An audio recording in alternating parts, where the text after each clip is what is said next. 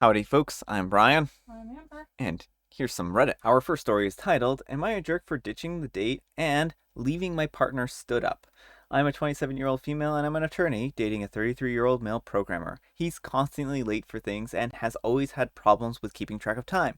There have been many times where we have made plans for a date and he would just go missing in action for hours, only to respond after that he was already late. Given how hectic my work schedule is, I try really hard to set time for him on the weekends, and he has often, one, full on not responded when asked about plans, two, has been left waiting alone in restaurants for at least an hour each time. I know he has mental health issues and has struggled with going out to meet people, so I try to be more patient slash forgiving, but sometimes I still do end up blowing up at him when he is late.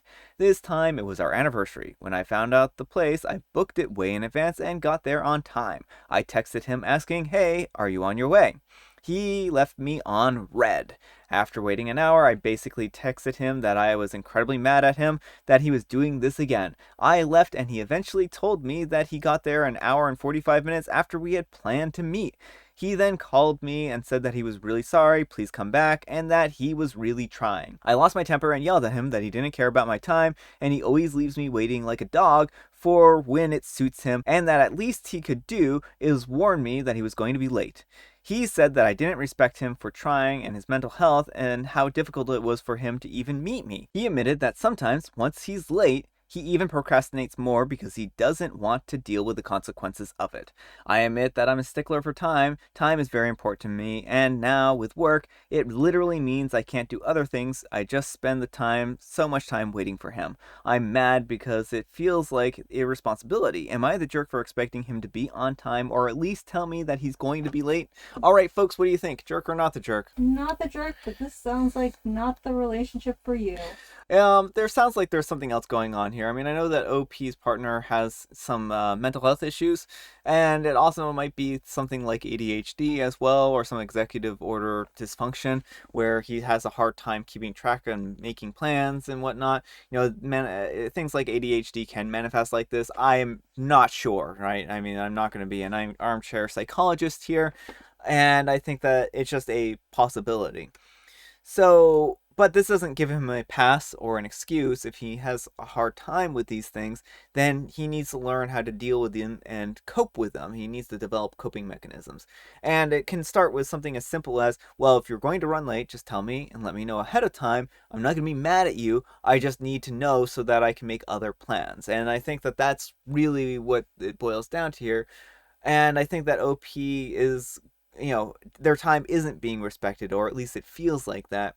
And their partner is really going to have to make up hard for this and do a better job at trying to not be late, and even working on some kind of like arrangement that where maybe OP will come to their place and they can together go to the restaurant or something like that. That way, OP can help them get out the door on time. So it could just be that he needs a push here. And so, yeah, that's kind of what I'm thinking. I don't think OP's the jerk in this situation. I definitely think that he needs to do better. It just seems like that to me. Maybe go to some counseling or something, because whether it's ADHD or depression or whatever, a counselor may be able to help him develop coping mechanisms. Yeah, I mean, he needs to develop these skills. So, anyhow, take care and good luck. I am a programmer and I have mental health issues. I don't enjoy being around strangers. I still have the respect required to tell my partner if I'm running late, and I make sure that it's a very rare occurrence. Disrespecting you like that and then blaming it on mental health means that he needs to focus on improving his mental health. Until he does, I suggest maybe you shouldn't subject yourself to this. Don't set yourself on fire to keep someone else warm. Yes, you can have compassion for his mental health, but that doesn't mean that you should just be okay with be treating like this. You are not his mother and you're not responsible for his mental health issues, and you're giving a lot of leeway. It sounds like he doesn't seem to be improving on how he treats you. Not the jerk, and it's not unreasonable to expect at least some communication about him being late before the agreed time. You didn't stand anyone up for the anniversary date, you waited an hour, he stood you up. As for the yelling, everyone has their limits and you found yours. In my estimation, you are not the one ruining anything here, he ruined it, and then he blamed it on you when you were upset and he ruined it. The manipulation makes me cringe. Yeah, I mean, I think that's a pretty reasonable post there, all in all. I mean, I think it hit on some pretty major topics. Alright, our next letter is titled, Am I the jerk for kicking my son out of the car? I'm a 27-year-old female, and my husband is a 38-year-old male, and he's currently in prison. Things have been really hard for our family since he went away 2 years ago. 3 years left on his sentence. My son is 16 and he's aware of what's going on, but my daughter is 10 and she's not. She thinks he's working in another state. Well, yesterday my son and I got into an argument while driving home. I told him that I had a lot going on right now and I needed his understanding. With his sister in the back seat, he shouted, "It's not my fault your husband went to prison." My daughter heard and started crying. I was devastated that she found out like that. I pulled over and screamed at him for him to get out of the car. He refused, so I reached over and opened his door and made him get out. I drove away so I could comfort my daughter and explain things to her without her being distracted by him trying to get back in the car. Once she was calm, I drove back to where he was and I picked him up. He didn't even apologize to me or his sister. Once we got home, he went to his room. I was talking to my mom about what happened, and she says that I'm a jerk for driving off without telling him that I would be back, which must have been scary. I think a little fear can be a good lesson, but maybe I went too far. Am I the jerk? All right, folks, what do you think? Jerk or not the jerk? Jerk. OP, this was a cruel thing to do. Your son is having a hard time. I know you're like, I'm having such a hard time. He's 16. He's going to be having a hard time with his father being in jail, right? So I think that you overreacted in this situation. You shouldn't be teaching kids with fear. Fear is not a good mechanism for teaching children. This is, in my opinion at least, I don't think it's good. You left him stranded, you left him without any way of getting home, and he didn't know if you were coming back or not, so I really cannot blame him for being upset here. And he already probably felt abandoned by his father, and now he's going to have further trust and abandonment issues when it comes to you as well. I think that you did not handle this in a good or mature way. Remember, you're the adult here. You need to be making adult decisions and handling situations in an adult way. And certainly there's a time and place for, talking to him and disciplining him, but this was not necessarily, like, it seems like your reaction to the situation was overblown here. Like, yes, she found out that her father's in jail. However, she's 10. She probably should have already known this, right? Like, you're holding information from your children to protect them from letting them know. You've been lying to her for 2 years that her father's been working out of state. Were you planning on lying to her for the whole 5-year sentence? No, OP. There's a certain level at which things like this become unacceptable, and the truth is going to come out eventually about something like this. So I do think that you're the jerk in this situation, and I think that you should have handled it in a lot of different ways. Anyhow, take care and good luck. You're the jerk. I'm sorry you're having a rough time, but you abandoned your child at the side of the road, and there's no excuse for that. Also, a little fear can be a good lesson. What does that even mean? Plus, why are you lying to your daughter about this? She's old enough to learn where her father is, and that this happens if you're doing something really, really bad/wrong. You're 100% the jerk. It means that OP's parents use fear and abusive manipulation tactics, so she is causing generational trauma. Our next letter is titled, "Am I a jerk for not warning a girl that I've been seeing that my sister was coming to our college to see a friend?" So I'm a 20-year-old male and I've been on a few dates with a girl, a 19-year-old female, and we'll call her M. I've been getting to know M and I thought things were going relatively well. We hadn't made any talk about officially dating and we've just gone on a few dates. Well, my twin sister, a 20-year-old female, goes to a different college about an hour away, and on Sunday she was coming to see her best friend. Her friend had something come up, and my sister was going to have to wait an hour before they could hang out. So we decided to get coffee and just catch up with each other, and we were hoping to see each other. Anyways, it was fun, and she took her spare jacket from my car because it was colder than she thought it would be. And fast forward a couple hours later, my sister texts me that some girl got really mad and accused her of trying to steal another girl's boyfriend, and apparently that boy is me. She also told me that she tried explaining that we were siblings, but she wouldn't let her talk.